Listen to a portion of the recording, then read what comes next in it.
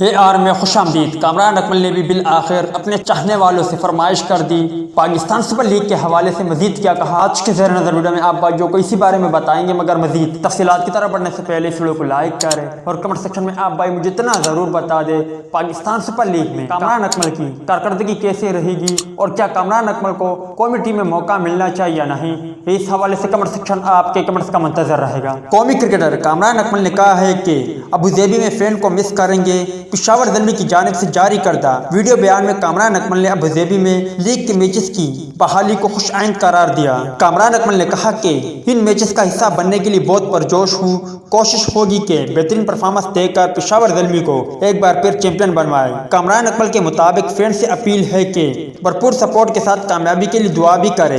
UAE میں پشاور زلمی کو ہمیشہ بہت سپورٹ ملی، اس بار بھی یقین ہے کہ ایسا ہی ہوگا۔ تو دوستو یہ تھی کامران اکمل کے حوالے سے کچھ اپڈیٹ، امید کرتا ہوں آپ کو پسند آئی ہوگی۔ اس اپڈیٹ کے متعلق اپنی رائے کا اظہار ضرور کریں۔